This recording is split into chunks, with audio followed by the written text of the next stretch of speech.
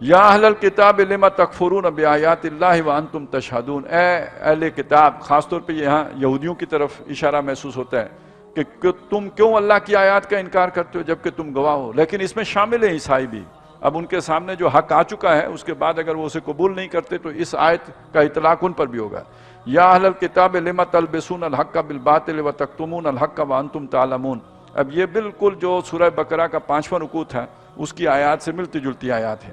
اے اہل کتاب، تم کیوں حق کو باطل کو گڑمڑ کر دیتے ہو اور نتیجے کے طور پر حق کو چھپا دیتے ہو اور تمہیں معلوم ہے۔ وقالت طائفۃ من اہل الکتاب آمنوا بالذی انزل علی الذین آمنوا وجہ النہار واکفروا آخرہ لعلہم یرجعون، اور یہ کام تو خاص PI یہودیوں نے تھا۔ اور کہا ایک گروہ نے، اہل کتاب کے ایک گروہ نے، کہ ایمان لے آؤ اس چیز پر جو نازل کی گئی ہے ایمان والوں پر، یعنی مسلمانوں پر جو نازل کی گئی ہے اس پر ایمان لے آؤ، یعنی قرآن مجید پر، وجہ النہار صبح کے وقت، وکفروا آخرہ شام کے وقت کفر کر جاؤ، لعلہم یرجعون شاید یہ بھی لوٹ آئیں۔ اصل میں یہ ایک ہوتا ہے نا، ہوا چلتی ہے تو کچھ لوگ اس ہوا کے ساتھ ہی چل پڑتے ہیں،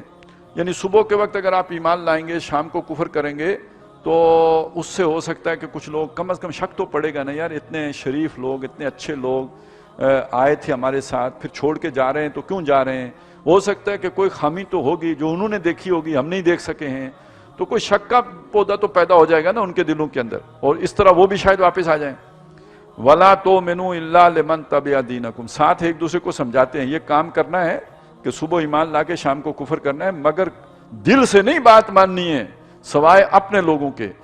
اپنے دین سے ہٹ کر کسی کی بات نہیں ماننی ہے۔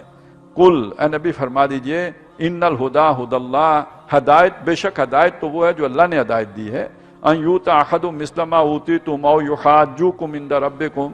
اور یہ تم یعنی یہ ضد اور یہ حسد تمہارے اندر اس لیے پیدا ہو گیا کہ وہ ہدایت یا وہ جو بھی حق ہے وہ اللہ نے دے دیا کسی اور کو، جیسے کہ اس نے تمہیں کبھی دیا تھا، مثل ما اوتی، جیسے تم دیے گئے ویسا کسی اور کو کیوں دے دیا گیا، او یحاجوکم عند ربکم، کہ وہ کیوں تم پر غالب آ گئے تمہارے رب کے ہاں، یعنی اللہ کے وہ زیادہ لاڈلے کیوں ہو گئے، اللہ کا احسان ان کے اوپر کیوں ہو گیا، یہ غصہ ہو گیا ہے نا تمہیں۔ قل ان الفضل بید اللہ، اے نبی ان سے کہیے کہ فضل سارا کا سارا اللہ کے ہاتھ میں ہے، یؤتیہ من یشاء، وہ اپنے فضل سے نوازتا ہے جس کو چاہتا ہے، واللہ واسع علیم، اور اللہ بڑی وسعت والا اور علم والا ہے۔